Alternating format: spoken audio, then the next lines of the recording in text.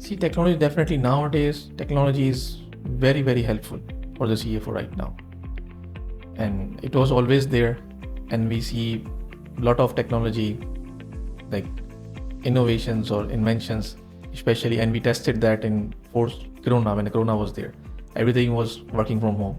So that was a technology that helped us in doing all these things possible. Otherwise, don't know what we have done. And this technology nowadays is very, very important for CFO, because it's not that like CEO will wait for the month end closing and then you tell me where am I right now. You need a real time thing. This podcast is sponsored by Asdan. And this podcast is sponsored by Haft, Hub of Finance Transformation. So usually, I don't have exact figure of that information, but from my network, whoever walked in the audit industry, they stay in the audit industry. They excel and grow and reach different horizons.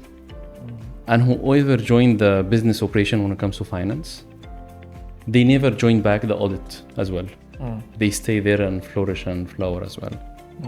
Today we have an exceptional guest where someone managed to move and have the solid audit background understanding, and at the same time move to the CFO in a business operation as well.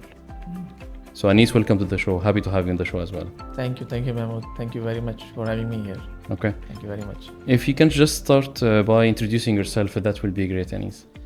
My name is Muhammad Anis Younus, so you can call us Anis as a short. So a very normal story, like it's all started, like I born and brought up in Jeddah, so I'm a Jeddawi from the heart. My parents are there for now more than 40 years now. So it's all started there, that like when you go to the high school, I belong to a very humble family was there. Like my father was the only one who is in outside Pakistan working. Rest we have a the business, like our mentality is all about business. Like let's do business only. But my father has a different concept. He said, yeah, you want to do business, I'm not stopping you from doing that. Okay. I am doing my job for whatever reason. But what I want from you is that at least you have a education, a decent education, and then go do business if you don't want to do the job. The benefit you will have is that you will do business with the education. So that will be your strength. And God forbid, if you failed, you can always come back. You have a qualification or something which can help you to go back to the job if you want to. So it's all started from there, and then we had that in mind that we have to study for something. So when we completed my 12, I moved back to Karachi for higher education. So at that time, you have a ICAP, CA Pakistan, we like one of the best in the world.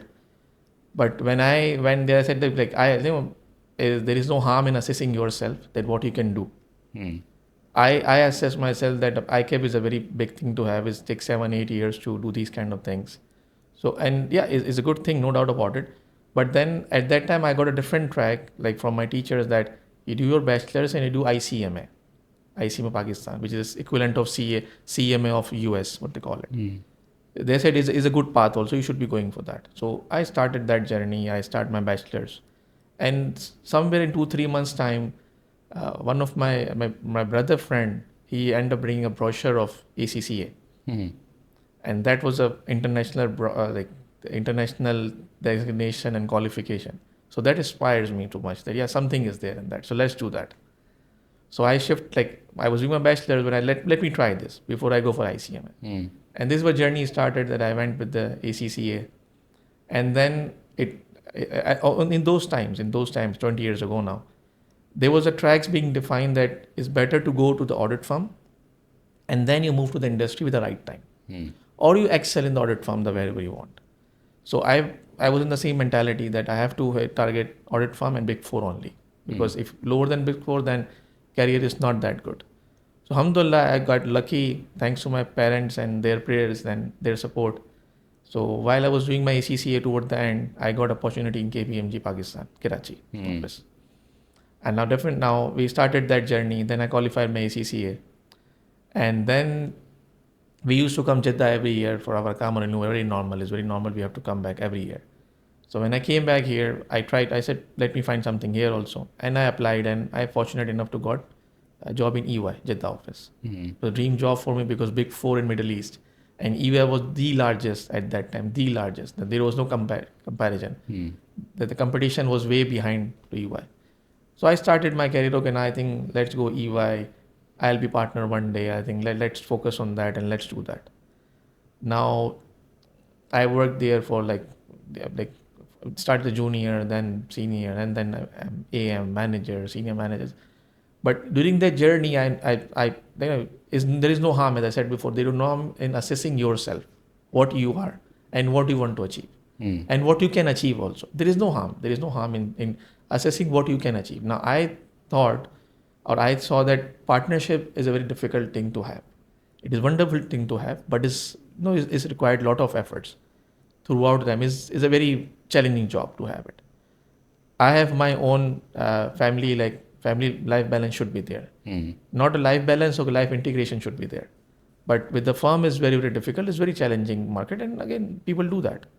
So I decided to invest instead of investing into a firm where I know I'm not that much hungry for have a partnership, or I cannot be a partnership. Why not I go to the industry and try to invest there? So maybe one day I become a CFO. It's a big thing to have. So it's all enough that when you think something and then things automatically get materialized slowly. So then I got my opportunity, the first break in the industry from EY. So I spent 9 years with them. Alhamdulillah, it was a wonderful opportunity. Now, when I was going for that, I was always feeling that maybe I'm not doing the right thing, because I have this one problem with me that I love change. Now in the audit, you have multiple clients. I went to more than 100 clients in my career. So everywhere you saw new things.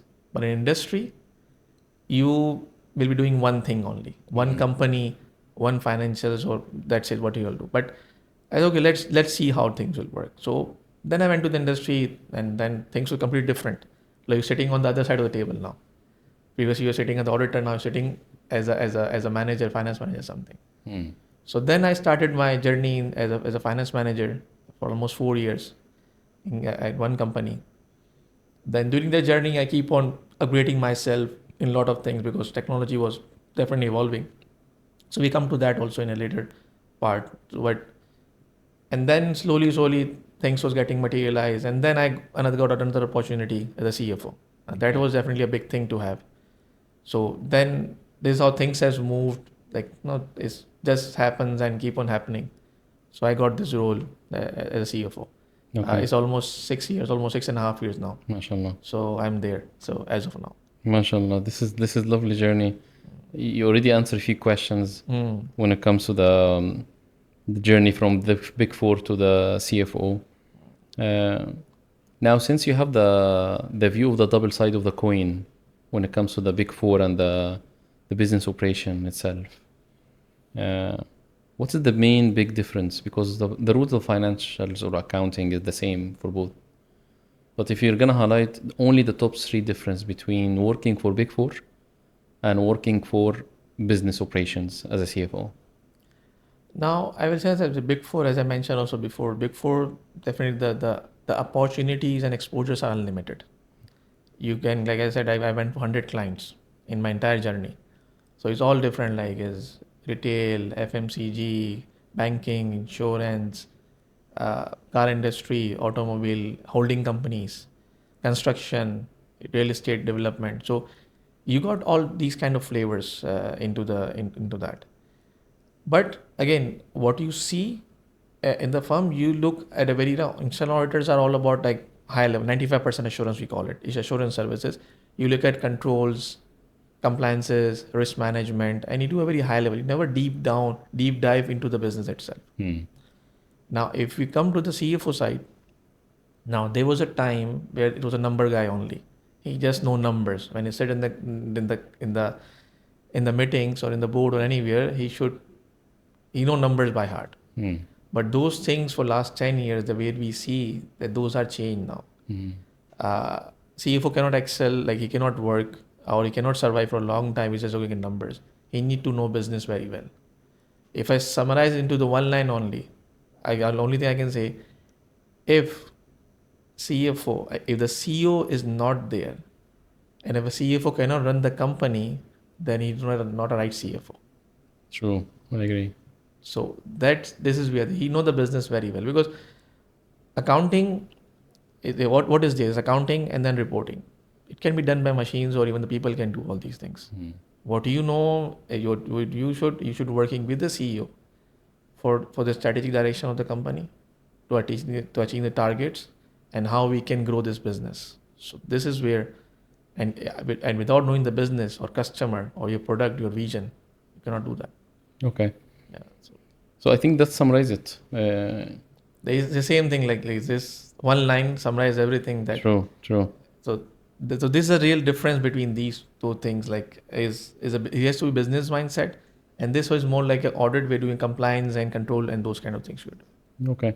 Did you find it difficult to manage the transition from Big Four to be as a finance manager in business operation, especially the first few months, for example? It was a completely different thing, like, because what we are doing, we're going there with the control testing, and like we have a softwares available, and being a Big Four in UI, you have all kind of softwares at your disposals. So we use a lot of Excels and lot of softwares available with us. We just take the data, TV, and everything comes out. We have our own softwares.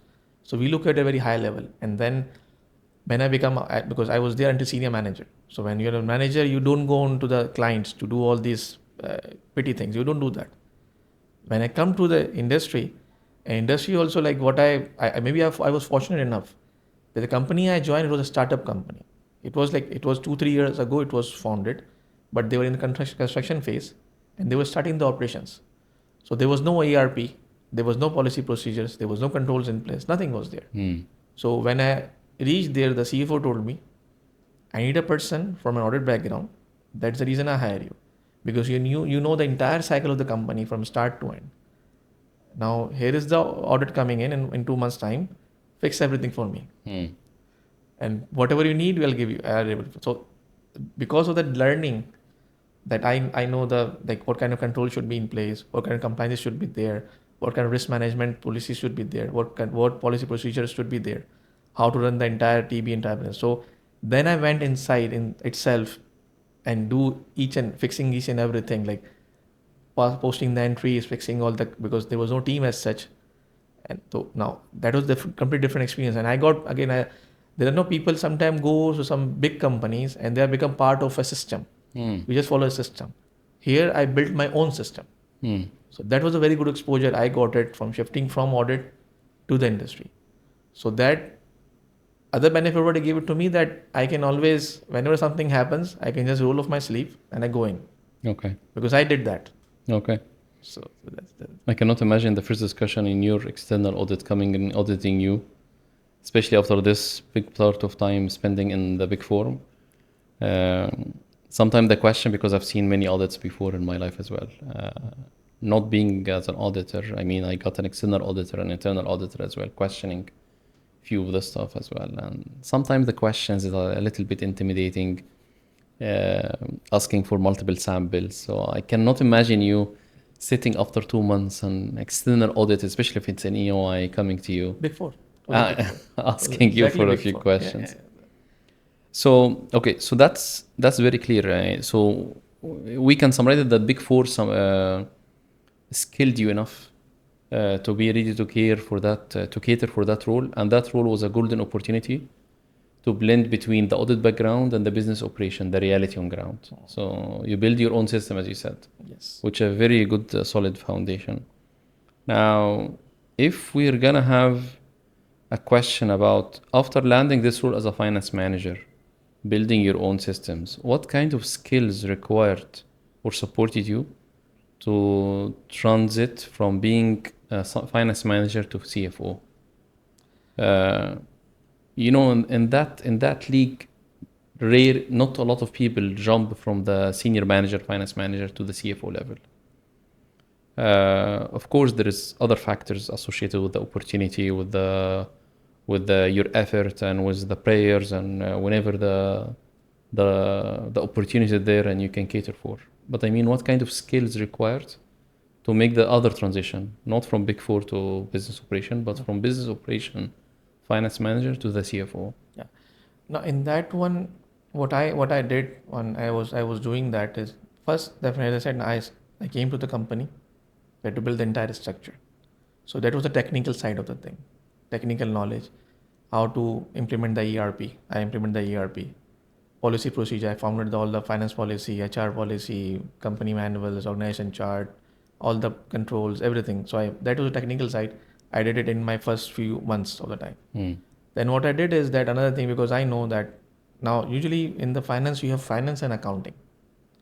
I was always clear that I want to be part of finance, because in finance you are doing reportings, then you do budgeting, you do forecasting, you do all the variance analysis, you work with the business and work as a finance business partner. Now in those times those concept was not there as such, but it was with what we are doing it, that you need to be a finance business partner with the business. Now what benefit that gave it to me, that I would start learning the business. And even the CFO was very much supported, and he also know that I'm from this audit background. So he keep on pushing me that, okay, you go the business, understand business, how business has been run. Because if you want to go to the next thing, technical knowledge you have more than enough, you should have it. That is enough. People are there to manage all these things now. You have to build your leadership skills, communication skills, dealing with the other business, other departments. All the departments are there. Going with them, sitting with them, understanding their problems, showing you as not as a policeman, but their support. That yes, variances are there, anything, but how can I help you with my thing? So as I said, in business knowledge is very, very important if you want to be a CFO. So I was very clear on that. So even there was a time also, like I used to go with the CFO for the board meeting also. He exposed me to the board meeting, to the audit, starting with the audit committee. Did you go to the audit committee, you present, then you see a different picture of that. He took me to the board also once, because in those things, boards, yeah, financials is there, but they see the business. So that support I got it from my CFOs. The 2-3 was there in my tenure, and they were very, very supportive in that. So they told me that build your leadership skill, build your knowledge of business, build your communication skill, and be a partner with the other business unit, and you will excel one day. Okay. Do you think this is the only thing required? We've seen you spending so much time and effort and investment on certification and being fully accredited from different institutes. Do you think the qualifications is required or a must to be as a CFO? See, qualification, like I did in my earlier career, like I did my qualification in 2003, and then 2005, 2006, I did my CIA. 2003, when I started my career, I did my ACCA. Then in 2005, in 2006 or 2007, I did my CIA. Now there was a story also behind that why I did a CIA. When I did my ACCA, the good part of ACCA, it's covered everything. Yeah, true. Like it can go accounting, finance, IT, tax, zakat, everything. It covers everything. There are 14 papers. It's a long journey. Now I thought, like, what is missing is still missing is there. The missing was CIA, internal audit, and more toward a CMA also, some part of that. So I said, let's diversify. I'm external auditor right now, but I'm an audit background, so why not I do a CIA as a backup for me, that when I go to this tomorrow, if I got an opportunity in industry, the only opportunity I can get is like from the audit side is internal audit, definitely. True. So let's do that. So I diversify myself. I didn't get like, okay, ACCA, then CA, then another CA, then another CA. That will not help. Now these qualifications is an entry point for you. These qualifications are sitting on your CV, and that will get you to the table, interview table. At some level, you also get selected on those qualification itself. Because if you're at the junior or at the mid level, they don't see, okay, soft skills maybe it's not that, you don't have that much, but your technical skills are available. That judged from the qualification. But after some time, what is become important is your soft skills. At the CFO level, yes, they do check. Like when I got interviewed with the existing company, one of the reason that what thing I was doing in my previous company, they were exactly looking for the same expertise into that person. That is one part of it. Yes, that is important. But they were testing also that, am I able to talk to the people or not? Can I face the chairman sitting in front of me talking to me, or the group CEO or group CFO? Can I manage them or not? Can I talk to them? Can I know business? Or can I know my business, what is really happening, or I'm just reporting? So qualification up to some extent, yes, it will bring you to the table of the interviewer. But in the interview, your skills matter, especially on the high level. You should do qualification, but it's not that they keep on doing it forever. This doesn't have, yes, some different qualification, diversification is different thing. Like ACCA, then maybe if you're looking for banking sector, go CFA. Understood. But not ACCA, then CPA, then ICW, then another CA, then another CA. That will not help. Like, it will not add any value to you. Fair. This is what I see. Did you take the CIA after you leave the audit industry or before? No, when I was in audit, I did at that time. I did so in 2007. it was relevant to take. Yeah, exactly. So, but diversification for me, that even I didn't get chance in the finance, at least I go to internal audit. At least I have some backup available. Okay. So this is how I did. Now we've seen you attending many conferences and events, connecting with different stakeholders. I got from our friend as well that you spoke recently on one of the events as well in Saudi.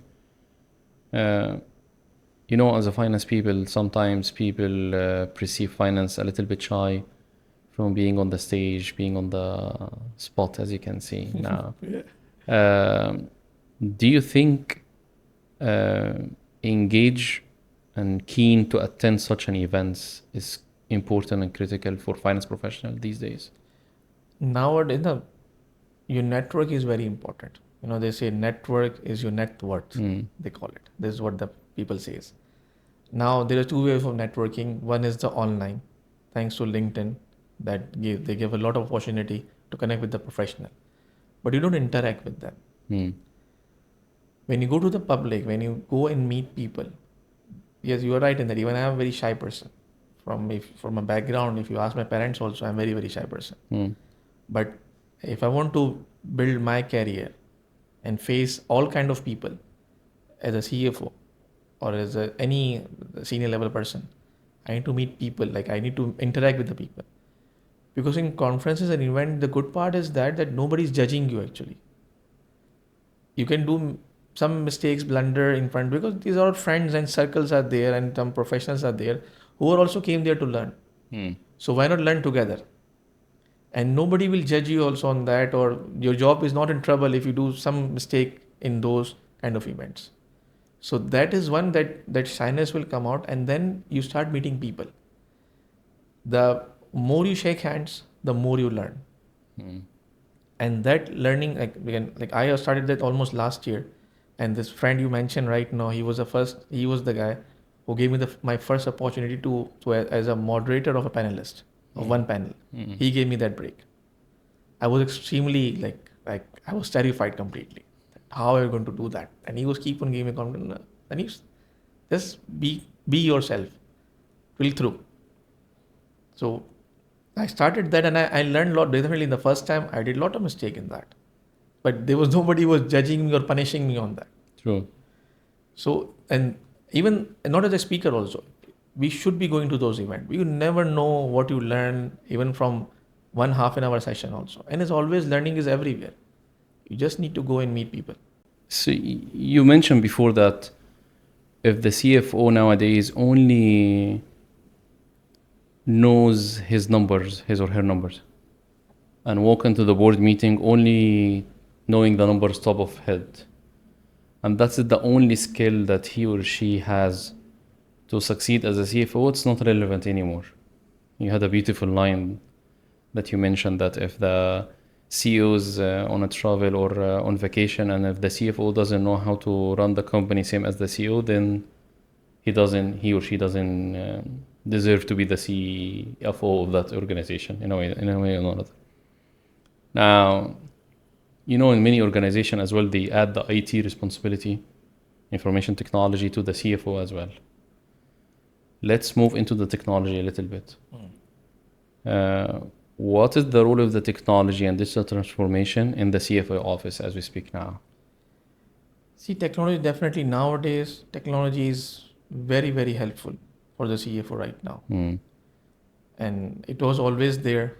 And we see a lot of technology, like innovations or inventions, especially, and we tested that in Corona, when the Corona was there. Everything was working from home. So that was a technology that helped us in doing all these things possible. Otherwise, don't know what we have done. And this technology nowadays is very, very important for the CFO, because it's not that like CEO will wait for the month end closing and then you tell me where am I right now. You need a real time thing. So one of the major benefit what we got from technology, you can get the number in real time. Anytime you can click the button, trial balance will come out, financials will come out, all the variances will come out.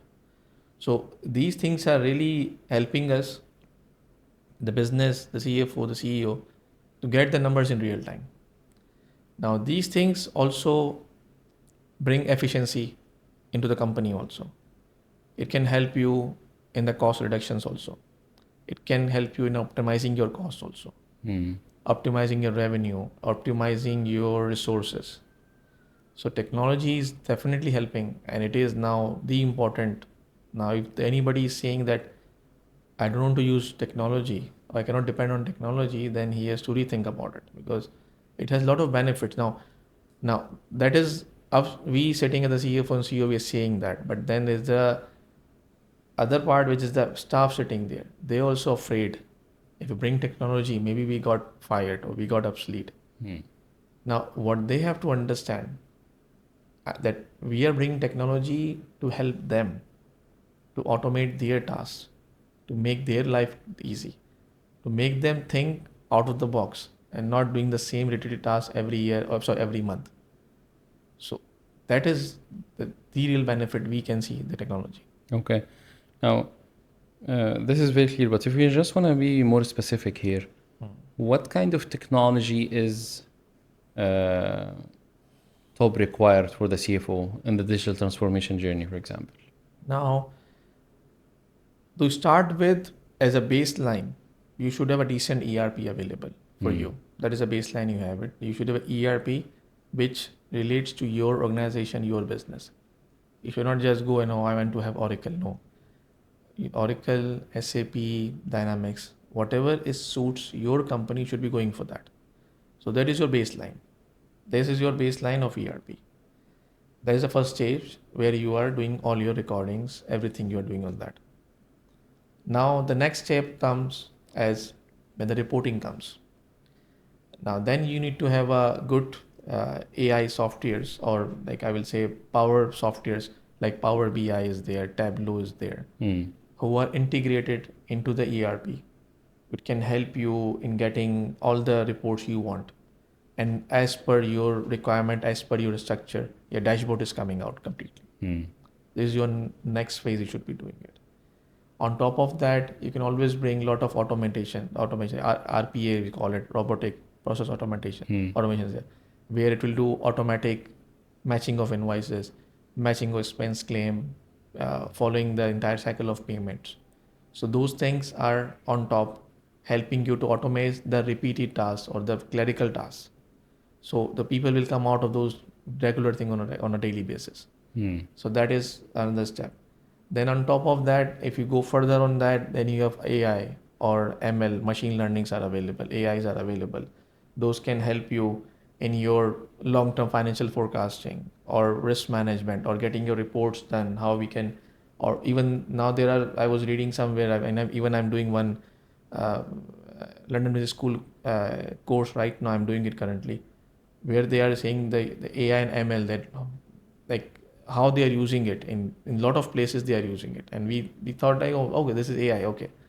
So the possibility are immense, there is no doubt about it. It's still the perfect AI is not available. Your basic AI we are dealing, whatever we have it right now is a basic AI. The intelligence is still not available, but human has it. But whatever you have it, you should build on that to the maximum possible. Now all these systems You need to make sure you have a good cybersecurity in place, which cover all your data. But that is the ultimate thing, that because the more technology is there, more cybersecurity risk is there. So at the end, you have to make sure your cybersecurity is good enough to control your data and your information is not going out. Okay. So this is how the entire thing, the way I see it, is can be used in technology side. Do you think AI is attacking finance as one of the biggest functions that AI is capable enough to mimic or close many of the roles that we have in finance nowadays, as we speak now? See, there are, like they say, for clerical work, what I was doing, the passing entry on a monthly basis, system can do very easily. So what I will do is just like, I used to give the example of like people, then when we talk about that, this slightly different one, but like ChatGPT. Now some people say ChatGPT, why are we using ChatGPT? We are losing our own imaginations or our own thinking process. I just say yes, maybe you're right, but then imagine in a way, when Excel came 40, 50 years, I don't know when Excel came. If I fight at that time saying, no, I will not use Excel, I keep on using the calculator and the register will I will write, keep on writing that. What I will say to that guy? So exactly same thing, we are going, same dilemma we have right now. People was, no, Excel, why are you use Excel? This means I'm using my intelligence. No, you're not using your intelligence, you're doing something better. So we move from calculator or manual register to the Excel. So what, did I lose my intelligence? No, I think more. That's why I reached to AI right now. So people has to find out, okay, if AI is there, learn it, use it for your benefit, and you can have more things. So don't think is there. I know in globally, a lot of jobs are being cut, but then a lot of jobs being created also. AI specialists, data scientists, a lot of things are there. So you just need to work with the technology. Definitely, otherwise, if you are obsolete, you will be obsolete. Yeah, they call the AI moment as a Excel moment, by the way. Yes. The same example that you said, that it's a discovery of Excel, now discovery of AI as we speak now. Exactly. Now, if for the younger generation, let me put it this way, for university students or new joiner of any industry as we speak now, whether Big Four or business operations in finance or in accounting, what will be your advice for them to aspire and reach their ultimate dream to be as a CFO? Now, definitely 20 years ago, the things was different for us. The tracks was different. Like it was, we have it is like from the Big Four, you have a good chance of reaching to the high level with the good qualifications and good experiences and good. Now things has changed now. A lot of things has changed. Dynamics has changed in the world. The two most important thing for the finance professional, if they want to excel, is you should focus on your finance business partnering and FP&A. Because these are two things which teach you the business. Until you're not a business person, you cannot excel in finance. It's impossible now. You remain a clerk forever, doing clerical job, and that's it. There is no scope for it. So these two tracks are extremely important nowadays. And definitely these two, along with the whatever technology AIs are coming into the market, you have to learn it. Use the tools for your benefit. Use Power BI. Use anything you have it. Use it. Don't be shy. Like, oh, I'm using Power BI. I'm using ChatGPT. So I'm bad. No, it's not that. Use it for your benefit. So there's no harm in that. But these two things, I think, if you person go in this track, they have a very good chance of going to the level they're looking for. Okay. I think we covered it all, as we can see now, from business qualification to the soft skills of being as a strategic finance leader, and the technical skills, understanding the business, building your own systems, as you said before, and leveraging on technology as well to excel more. And I fully agree with you that this generation joining now the industry, they are in a different league, if I may say. I think me and you, we're not that relevant as we speak now to give them the advices. I'm a believer, that's my point of view, that even Gen Z or the new generation, I am keen to ask them a lot of questions whenever I see them. What do you see? Show me your TikTok. What kind of page do you have? What do you like? what is your aspiration, what is your ideas, and in that sense.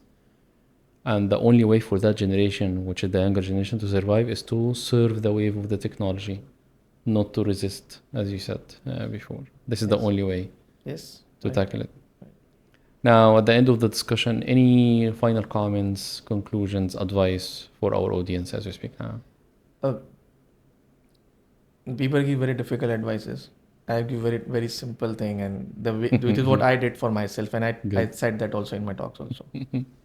You need to find out what you can do, not what other is doing it. Like as example that like this guy is speaker, I should be speaker. Maybe you are not a speaker. Maybe you're a teacher only, or you're a content writer, and there is no harm in that. If you're not a speaker and if you're a content writer only, there is no harm in that. So just find out that what you can do. Even I did the same thing for me. Like I have a lot of inspirations around me. A lot of people. There are people who are running their own courses. They build their own courses and now they're doing it online. I'm not. Maybe I'm not a good teacher. Maybe as a speaker, yes, I can go and do that. But maybe I'm not a good writer. So there is no shame in that. I tell just find out what exactly you're looking for, what you can do, and where you want to see yourself. You should be clear on that. You want to be a CFO, or if you don't want to be a CFO, you just want to be a director. You want to work in a big four, being a partner of that firm. You want to have your own business. Whatever is there's nothing right or wrong in that. As long as you are happy and financially you should be stable. You should not be going somewhere where there's no financial. You need money also. This is the normal thing. You have to live. So that is one thing. And second thing is weird, but it's a fact of my life. If your parents are alive, take care of them. And you will see the miracles. I think this is one of the best advices I've ever seen. Even the first advice and second advice applicable in me. Very relevant to me. Thank you so much for this advice. Very simple and very sharp at the same time. Anis, it was a really pleasure having you on the show, and looking forward to connecting with you again as well. Thank you very much. Thank you very much for having me here. Thank you very much. Thank you. Thank you.